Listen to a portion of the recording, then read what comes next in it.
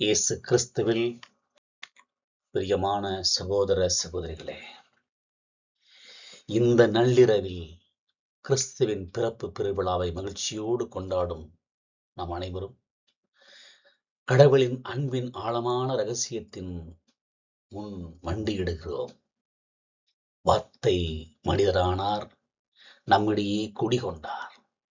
வார்த்தை மனிதரானார், நம்மிடையே குடிகொண்டார். இந்த விழா வெறும் கொண்டாட்டங்களால் முடிந்துவிடக் கூடாது. இன்றைய இறைவார்த்தைகள் நாம் எப்படி கொண்டாட வேண்டும் என்பதற்கான ஆழமான தேவைகளையும் செயல் வடிவத்தையும் நமக்கு கற்றுத் தருகிறது. ஒளி தரும் மகிழ்ச்சி, மீட்பரின் வருகையால் வரும் மாற்றம். இருளில் நடந்த மக்கள் பேரொளியை கண்டார்கள். சாவின் நிழல் சூழ்ந்த நாட்டில் குடியிருப்போர் மேல் சுடர் ஒளி உதித்துள்ளது. ஏனெனில் ஒரு குழந்தை நமக்கு பிறந்துள்ளார், ஒரு இளம் சிசு நமக்கு கொடுக்கப்பட்டிருக்கிறார். இறையியல் பார்வையிலே பார்க்க வேண்டுமென்றால் நமது கொண்டாட்டத்தின் ஆதாரம் இருளை பிளந்து கொண்டு வரும் பேரொளியே. இருளை பிளந்து கொண்டு வரும் பேரொளி, கிரேட் லைட் என்று சொல்கிறோம். இறைவாக்கின ஏசாயா காலத்தில் மக்கள் அடிமைத்தனத்திலும் பயத்திலும் வாழ்ந்தார்கள். அந்த சாவின் நிழல் சூழ்ந்த நாட்டில் கடவுள் இயேசுவின் பிறப்பை கொண்டு அதிகாரம் இல்லாத ஆனால் அன்பு நிறைந்த ஒரு ஒளியை கொண்டு வருகிறார். இயேசுவின் பெரும் அரசராக வரவில்லை. அவர் வியத்து ஆலோசகர், வல்லமை மிக்க கடவுள், என்றும் உள்ள தந்தை, அமைதியின் இளவரசர் ஆகிய பெயர்களையெல்லாம் சுமந்து வருகிறார். இந்த உலகத்தின் அதிகாரத்தை அல்ல, ஆனால் வாழ்வின் ஒவ்வொரு பகுதியையும் தொட்டு மாற்றும் மீட்பின் அதிகாரத்தை குறிக்கிறது. இன்றைய தேவை இந்த கிறிஸ்து பிறப்பு விழாவில் என்ன? இன்று நாம் அனுபவிக்கும் பயம், நிச்சயமற்ற தன்மை, நாளை என்ன நடக்கும் என்கிற நிச்சயமற்ற தன்மை, அடுத்த நிகழ்வு என்ன நடக்கும் என்கிற நிச்சயமற்ற தன்மை, அதனால் வரக்கூடிய மனச்சோர்வு, பிரச்சனை போன்ற எல்லா இருளிலிருந்தும் விடுதலை பெற நாம் கிறிஸ்து என்ற ஒளியை நாம் இதயத்தில் ஏற்றுவது அவசியம். நமது கொண்டாட்டத்தின் முதல் செயல் கிறிஸ்துவில் உள்ள நம்பிக்கையால் நாம் இருளை அகற்ற வேண்டும். அதுதான் உண்மையான கொண்டாட்டம், இரக்கமும் நீதியும். ஏனெனில் எல்லா மனிதருக்கும் மீட்பளிக்கும் கடவுள் அருள் வெளிப்பட்டிருக்கிறது. நம் பக்தியுடன் நேர்மையுடனும் இறைப்பற்றுடனும் இக்காலத்தில் வாழும்படி அருள் நமக்கு கற்பிக்கிறது. புனித பவுல் தீத்துவுக்கு எழுதிய மடலில் கடவுளின் அருள் கிறிஸ்துவில் வெளிப்பட்டது, எனவே நமது வாழ்க்கை எப்படி இருக்க வேண்டும் என்று தெளிவுபடுத்துகிறார். இதுவே கிறிஸ்து பிறப்பு விழா கொண்டாட்டத்தின் நடைமுறை சட்டமாக இருக்க வேண்டும். பக்தியுடன் உலக ஆலோசனைகளை, உலக ஆசைகளை மறுதளித்து கடவுளை நோக்கிய வாழ்க்கை, காட் சென்டர் லைஃப் என்று சொல்கிறோம், என்ற நிலைக்கு நாம் வாழ அழைக்கப்படுகிறோம். நேர்மையுடனா அல்லது அல்லவா என்றால் இது நம் சம மனிதர்களுடன் சரியான உறவில் வாழ்வதை குறிக்கின்றது. மற்றவர்கள் மீது பழி சுமத்துவதையும் பொறாமை உணர்வையும் விட்டுவிட்டு நீதி மற்றும் இரக்கத்தோடு பழகுவதே நேர்மை. இது கடவுளை அன்பு செய்து அவருடைய இரண்டாம் வருகைக்காக நம்பிக்கையோடு காத்திருக்க அவருடைய பிறப்பை கொண்டாடுவதற்கான வடிவங்களாக இருக்கிறது.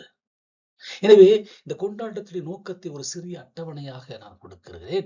கொண்டாட்டத்துடைய தேவை என்ன, அதனுடைய விபிலிய ஆதாரம், இன்றைய செயல் வடிவம் என்று பார்க்கிற போது அது கொண்டாட்டத்துடைய முதல் நோக்கம் பரிவும் இரக்கமும். தம்மையே நமக்காக கையளித்தார். அப்ப இன்றைய செயல்பாடு என்ன?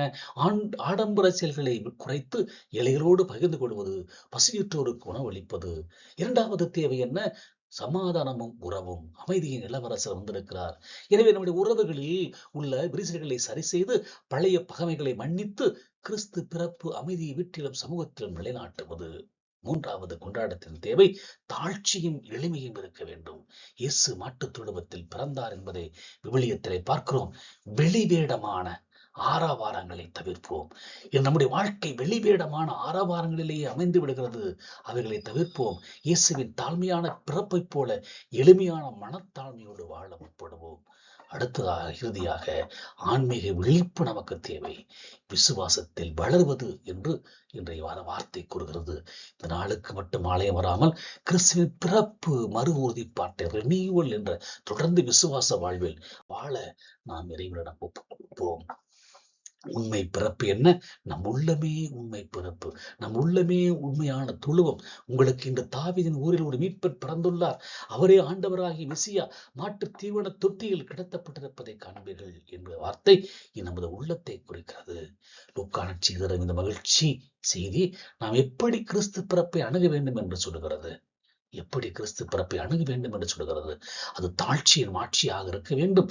கடவுளின் மகனுக்கு பிறக்க ஒரு இடம் கிடைக்கவில்லை, அவர் தாழ்ந்த தொடுவத்தில் பிறக்கிறார். இதுவே கொண்டாட்டத்தின் மிக ஆழமான இறையியல் செய்தி. சமூகத்தின் கவனம் செலுத்த வேண்டும். நற்செய்தி முதலில் ஆண்டவர்களுக்கு அறிவிக்கப்பட்டது. சமுதாயத்தில் மதிக்கப்படாத தாழ்ந்த நிலையில் இருந்த இந்த இடைகளுக்கு உலகம் கவனிக்காத ஒரு மூலையில் பிறந்த மாபெரும் ரகசியமாக முதலில் அறிவிக்கப்பட்டதை பார்க்கிறோம்.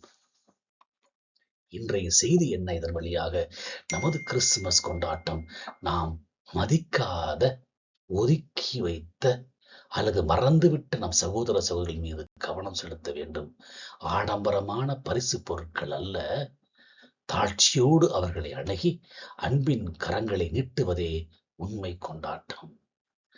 நம் வீடு, நம் உள்ளம், நம் சமூகம் ஆகியவை அவருக்கு இடம் கொடுக்கிறதா என்பதை நாம் சற்று சிந்தித்து பார்ப்போம். பல நிகழ்ச்சிகளை கூறுவார்கள். ஒரு தம்பதியினர் தங்கள் வீட்டை கிறிஸ்துமஸுக்காக மிக அழகாக அலங்கரித்தார்கள். ஆனால் அங்கு அமைதியை உணரவில்லை. ஒரு நாள் இரவு மனைவி ஒரு சிறிய குப்பை தொழுவம் அருகில் வீச சென்ற போது அந்த தெருவில் குளிரில் நடுங்கிக் கொண்டிருந்த ஒரு குடும்பம் அங்கிருந்து ஒரு மூலையில் படுத்துறங்க முயற்சிப்பதை கண்டார். அவருடைய இதயம் உடைந்து போனதுதான் இயேசு பிறந்ததன் உண்மையான பொருள் அவருக்கு புரிந்தது. அவர் ஓடிச் சென்று அவர்களை வீட்டிற்கு அழைத்து வந்து உணவும் இடமும் கொடுத்தார். அப்போதுதான் அவர் உள்ளத்தில் இயேசு உண்மையிலேயே பிறந்தார் என்ற உணர்வு அவருக்கு வந்தது என்று கூறுவது ஒரு உணர்வை வெளிப்படுத்தக்கூடிய செயலாக இருக்கிறது. அன்புக்குரியவர்களே, இறுதியாக இன்று நாம் கிறிஸ்துவின் பேரொளியை கண்டிருக்கிறோம். நமது கொண்டாட்டங்கள் வெறும் வெளி அலங்காரங்களாகவோ உணவு மேசையாகவோ மட்டும் இருக்காமல் மகிழ்ச்சியுடன் இயேசுவுக்கு நம் உள்ளத்தில் இடம் அளிப்போமா? அமைதியின் இளவரசரை நமது குடும்பங்களின் உறவுகளில் நிலைநாட்டுவோமா? இரக்கத்துடனும் நீதியுடனும் வாழும் ஒரு புதிய கிறிஸ்துவ வாழ்க்கையை தொடங்குவோம். இரக்கம், நீதி இந்த கிறிஸ்து பிறப்பு விழாவிலே நம்ம குடும்பங்களிலே நிரம்பி வழியட்டும். ஹாப்பி கிறிஸ்துமஸ் என்று சொல்லட்டும். இந்த உண்மை கொண்டாட்டத்தின் மூலம் நம் அனைவரும் கடவுளின் பிள்ளைகளாக மாறி ஆண்டவரின் அமைதியையும் மகிழ்ச்சியையும் நிரந்தரமாக பெறுவோம். அனைவருக்கும் இயேசு கிறிஸ்து உடைய பிறப்பு விழா வாழ்த்துக்கள். Happy Christmas. கிறிஸ்துவின் ஒளி உங்கள் உள்ளத்திலும் உங்கள் இல்லத்திலும் பிரகாசமாய் சுடர்விட்டு எரியட்டும். ஆமென்.